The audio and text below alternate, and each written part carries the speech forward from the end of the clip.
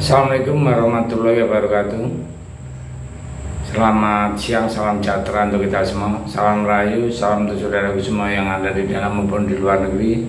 Semoga damai selalu, yang sakit mudah-mudahan cepat sembuh, yang bekerja mendapat rezeki yang berkah, amin. Saat ini semua mata tertuju pada perhitungan suara. Jadi pemungutan suara telah usai, proses perhitungan suara telah dimulai berdasarkan hitung cepat ya, yang telah dirilis ya dari berbagai macam media. Capres cawapres sekarang sedang berlangsung satu putaran, namun berbagai indikasi kecurangan dalam proses pemungutan suara dan perhitungan suara kini beredar luas di medsos.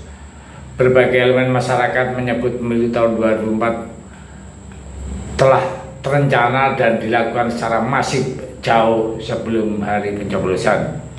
Suara rakyat seakan dibeli dengan cara intimidasi, guyuran bansos hingga kenaikan gaji. Benarkah pemilu kita telah ternodai dengan keculasan ambisi politik pribadi? Lembaga pemantau pemilu,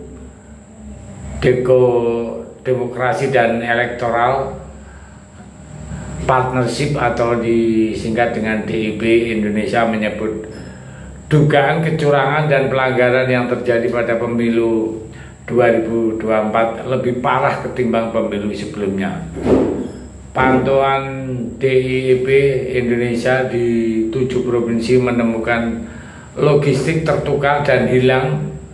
Kemudian ada pula laporan kotak suara tidak tersegel, tempat pemungutan suara terlambat dimulai, hingga TPS yang tak aksesibel terhadap disabilitasnya komisaris KPU. Nah, hal ini ya, Idam Kolik mengatakan jika ada dugaan kecurangan, maka proses itu akan ditangani Badan Pengawas Pemilu atau Bawaslu. Adapun anggota Bawaslu, Loli Suhenti, menyebut pihaknya belum bisa memastikan jumlah surat suara yang telah tercoblos. Sementara itu, Presiden Jokowi berkata, jika ada bukti pelaksanaan pemilu curang akan segera dibawa ke Bawaslu dan Mahkamah Konstitusi. Publik memang sudah tahu bila Jokowi itu mendukung paslon capres cawapres nomor urut 2, yakni Prabowo Gibran. Restu Jokowi untuk Gibran jadi cawapres menjadi indikasi kuat pindahnya dukungan politik Jokowi dari Ganjar ke Prabowo Subianto. Tapi apa yang dilakukan oleh Jokowi selama ini memang mengarah ke nasib Gibran sebagai seorang cawapres. Gibran bisa didiskualifikasi sebagai seorang cawapres terkait ini ya. Anggota Dewan Pembina Perkumpulan untuk Pemilu dan Demokrasi atau Perludem, Titi Anggreni menjelaskan bahwa sedikitnya ada 3 hal yang bisa menyebabkan capres-cawapres peserta pemilu didiskualifikasi. Yang pertama, apabila berdasarkan rekomendasi Badan Pengawas Pemilu atau Bawaslu, capres-cawapres terbukti melakukan pelanggaran secara terstruktur, sistematis dan masif karena menjanjikan dan atau memberikan uang atau materi lainnya untuk memenuhi penyelenggara pemilu dan atau pemilih capres-cawapres yang terbukti melakukan pelanggaran ini bukan hanya didiskualifikasi tetapi juga terancam hukuman pidana. Kemungkinan kedua, capres-cawapres juga dapat didiskualifikasi jika melakukan pelanggaran administratif pemilu secara terstruktur, sistematis dan masif.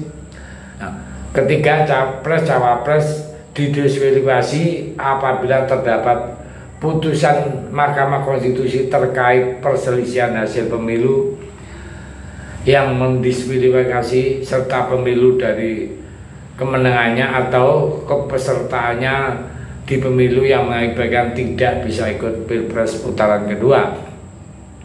Memang belakangan Jokowi memang sudah melakukan manuver yang begitu masif seperti halnya pemberian bantuan khusus, bantuan sosial memang cukup masif dilakukan oleh Jokowi menjelang pencoblosan tahun 2024. Jokowi bahkan turun langsung membagi-bagikan bansos. Sebagai Presiden, Jokowi rela keluar masuk kampung hingga naik turun wilayah pegunungan untuk menyerahkan bansos ke masyarakat. Suatu pekerjaan yang menurut Yosef seharusnya dilakukan oleh seorang camat. Aksi Jokowi bagi-bagi bansos ini menimbulkan polemik. Ada tudingan tentang politisasi bansos, apalagi daerah yang diguyur bansos ada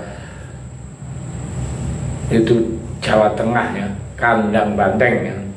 Jadi pendukung Jokowi sejak dari wali kota, gubernur hingga presiden 2 periode, keduanya pecah kongsi dalam Pilpres tahun 2024. Selain bansos ya, kemenangan Prabowo juga dituding karena dugaan adanya kecurangan terstruktur, pengerahan aparat desa, kriminalisasi kepala desa, hingga dugaan terlibatnya aparat penegak hukum menjadi isu yang sangat santer terdengar sebelum pemungutan suara dilakukan.